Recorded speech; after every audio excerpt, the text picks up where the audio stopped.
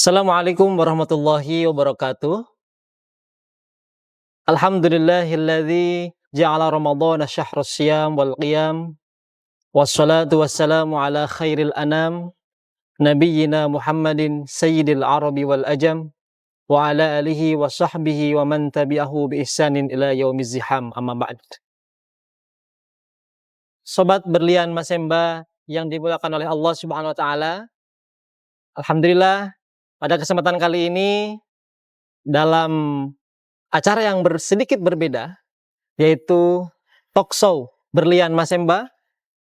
Di tengah-tengah kita sudah hadir Ustadz Kondang Daerah Istimewa Yogyakarta, yaitu beliau yang terhormat Ustadz Haji Zulkarnain, atau yang terkenal dengan Ustadz Bang Zul, UBZ.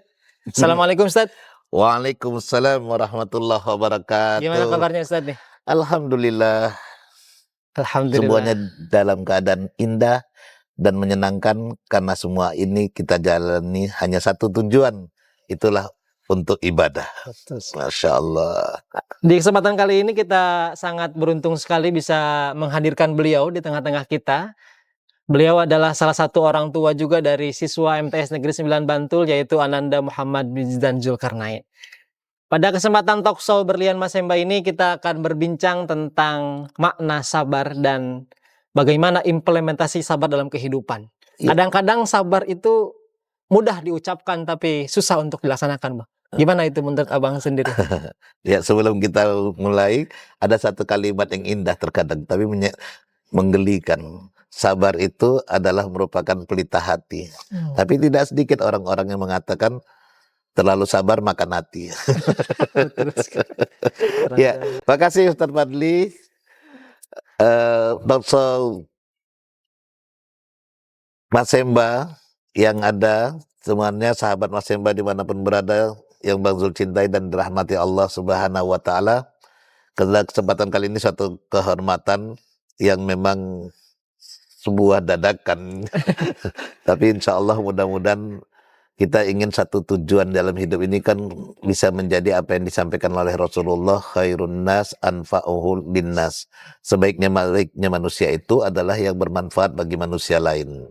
Maka pada kesempatan kali ini tadi memang kita berbicara tentang sabar. Kenapa? Karena kalau kita buka sedikit satu prolog dari Al-Quran, ayat yang kita bahas nanti ada kaitan khusus tentang sabar itu. Tapi ketika kita melihat kejadian yang terjadi dalam kehidupan di dunia yang fana ini, Allah pernah sampaikan pada Al-Quran surat nomor ke-30 ayat ke-41. Surat ke-30 itu di atas Al-Ankabut, di bawah surat Luqman, ada namanya surat Ar-Rum.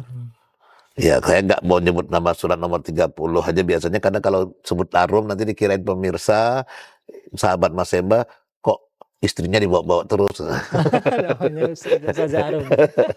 Karena nama istrinya Bang Zul itu Bunda Arum, ya kan. Nah, tapi dalam surat Ar-Rum ayat ke-41 kata Allah dalam Al-Quran, A'udzu billahi minasyaitonir rajim.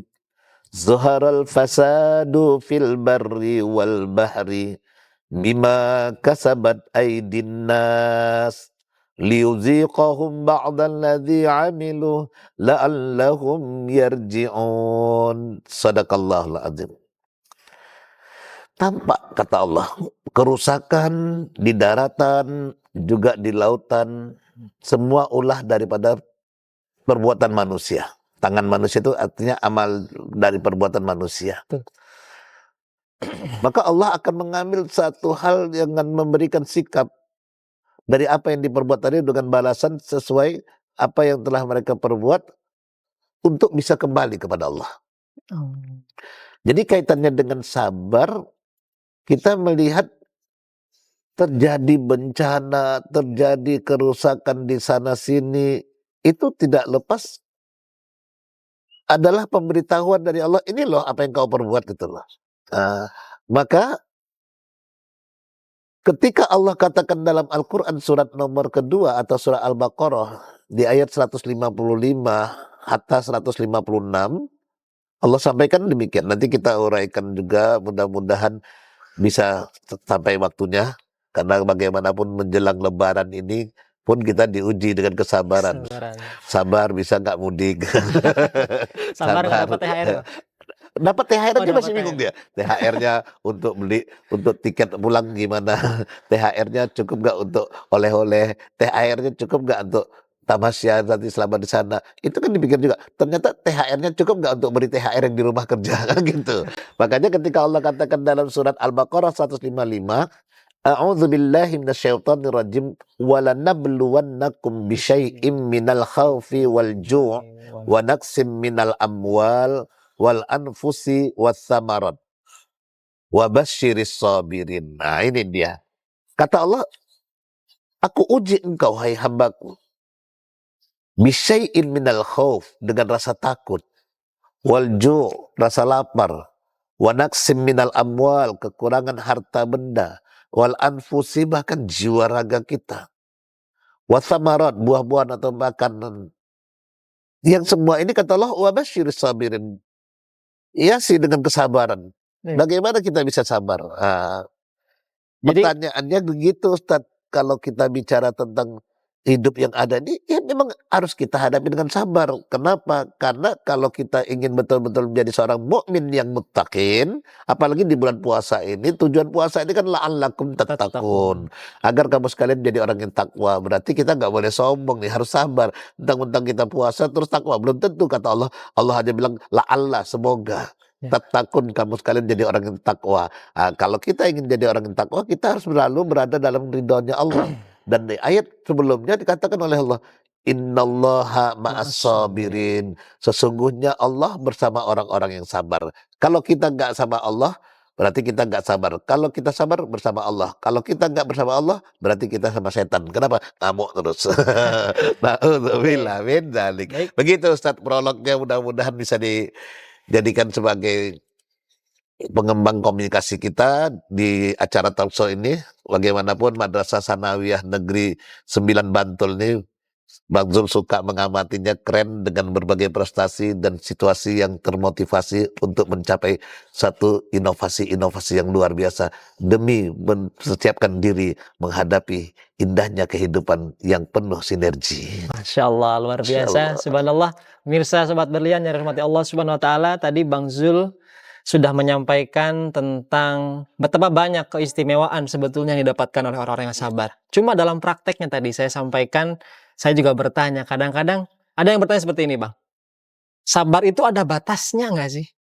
Nah, kira-kira menjawab pertanyaan seperti itu dalam konteks kita dalam kehidupan sehari-hari seperti apa? Ya. Kalau secara harfiah, ketika kita berbicara tentang sabar itu ada batasnya apa tidak? Ayat yang Allah sampaikan tadi dalam Al-Baqarah 153, Innallaha, sesungguhnya Allah, ma'as sabirin, bersama orang yang sabar. Oh iya. Berarti kalau kita terbatas, ya batas kita pun udah ada kepada Allah. Terbatas juga dengan Berarti Allah. terbatas. Ketika kita tidak sabar lagi, berarti kita sudah tidak bersama Allah. Mungkin bisa kita kita klasifikasikan. Ada 3 posisi sabar yang bisa kita ketahui dan sahabat Mas Semba juga bisa mengerti bahwa ketika kita bisa menjalani, asik juga ya kita acara di sini ya di gazebo-nya Banyak iklan ini ya, Bang. dengar Madrasah Sanawiyah Negeri 9 Bantul nih. Kenapa? Kita harus menghormati kendaraan yang lewat, dan tapi luar biasa. Inilah suasana yang mudah-mudahan bisa mendapatkan satu kealamiah yang luar biasa yang kita tidak berpura-pura. Apalagi sekarang zaman ini zaman suka pura-pura. Kita harus sabar juga berarti, Bang, dengan kendaraan-kendaraan tadi. Betul. Makanya kalau tanya tadi, Bang, apakah sabar itu memang betul-betul kita tidak boleh toleransi, harus sabar itu sampai mati? Kalau bicara tentang ayat 153 surat Al-Baqarah tadi, ya jelas. Kalau ingin kita berada bersama Allah, maka kita harus jaga kesabaran. Pertanyaannya seperti apa sabar itu? Kita kembangkan. Betul. Ada 3 posisi sabar yang perlu kita ketahui. Sehingga kita bisa tahu bagaimana nanti posisinya dalam setiap the right man on the right place. Satu tempat pada yang terbaik, nanti kita lihat. Ada sabar dalam ketaatan. Ada sabar dalam meninggalkan kemaksiatan. Dan ada sabar dalam menghadapi musibah. Maka 3 hal ini, sabar dalam ketaatan, nah ini dia sampai kapanpun ya kita harus sabar. Masa hari ini giliran enak-enak neguk botol, kami kan nggak taat lagi. Nggak bisa, ketaatan itu sedang kita berpuasa sekarang inilah. Sabar dalam ketaatan ketika kita sedang berwudu, itu kan suatu hal yang indah. Karena kita mau sholat, hukumnya wudu itu dengan berkumur-kumur, bagian daripada wudu itu adalah sunnah yang dikerjakan berpahala, ditinggalkan tidak apa-apa, lah kesempatan mendapatkan pahala di depan mata. Tapi ketika kita berkumur-kumur, ternyata bisa ada godaan itu. Kan gak ada orang yang tahu panas terik seperti ini. Kalau kita nguluk 1 kali teguhan kan aman. Sabar dalam ketaatan. Memang orang gak ada yang tahu, tapi Allah tahu. Nah inilah ketika dikatakan innallaha ma'as-sabirin, kapanpun dia dalam ketaatan, dia harus jaga taatnya. Kenapa? Karena dia berkonsep ati Allah, taat kepada Allah. Ketika dia taat kepada Allah, harus dibekali dengan sabar. Sabar itu karena dalam ketaatannya membawa dia kepada kenikmatan dan kebahagiaan. Yang kedua, sabar dalam meninggalkan kemaksiatan. Ini juga berat ya, Bang. Bagaimana Bang sabar dalam meninggalkan kemaksiatan? Kan anak cucu Adam itu nggak pernah ada yang sempurna. Betul. Kecuali Nabi Muhammad SAW. Karena memang Nabi Muhammad terjaga Allah yang mengaturnya. Allah membuatnya mulia karena memang untuk jadi contoh dan tauladan bagi semua kita. Maka ketika kita berbicara kullu bani Adam khata'un wa khairil khata'ina at-tawwabun. Semua anak Adam itu, kita manusia, ya termasuk kita 2 ya. Betul. Ustaz Pandi manusia? Manusia. Oh, iya. Saya kira takut jawabnya Ustaz Pandi manusia? Insya Allah. Kalau insya Allah bisa jadi setengah-setengah demit kali. Jadi kullu bani Adam khata'un. Setiap anak manusia itu pernah bersalah. Nggak ada, satu pun nggak ada. Nabi Adamnya aja bersalah. Wa khairil khata'ina at-tawwabun. Sebaik-baiknya orang yang salah itu bertaubat.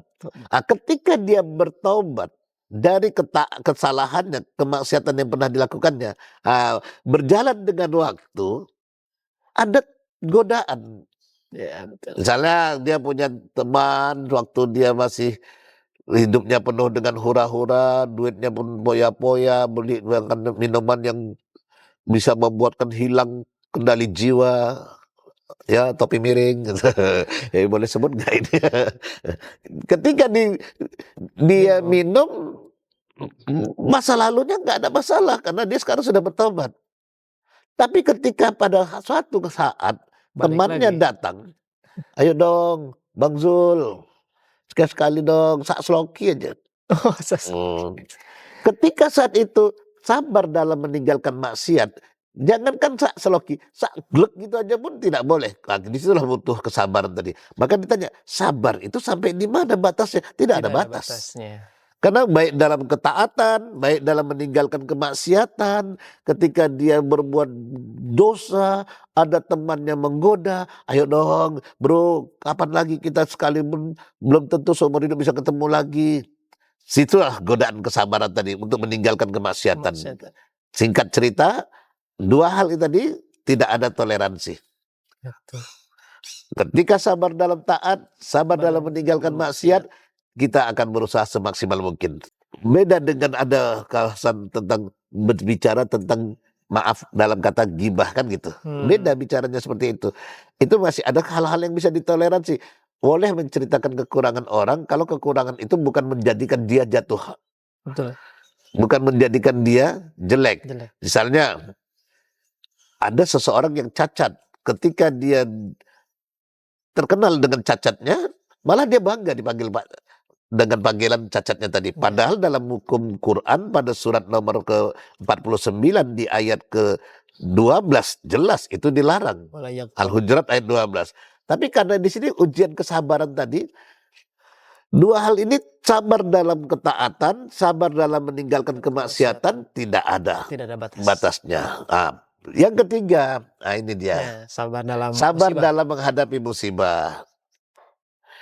Dari mana kita nanti kajinya, kita lanjutkan. Ada bayanul ayah bil ayat.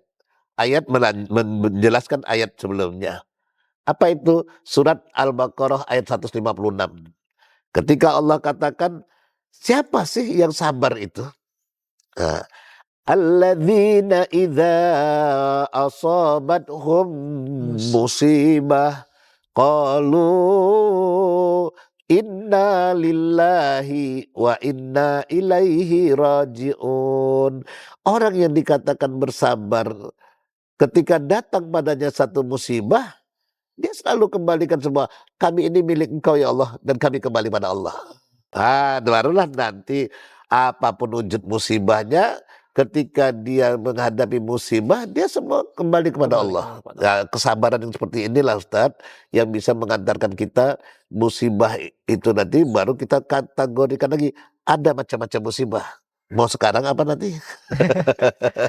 Di episode selanjutnya kita bahas tentang macam-macam musibah nanti Bang ya. Iya, tapi kalau yang jelas, apapun yang kita fahami dalam menghadapi kesabaran ini, baik sabar dalam ketaatan, sabar dalam meninggalkan kemaksiatan, sabar dalam menghadapi musibah, itu nanti bergantung.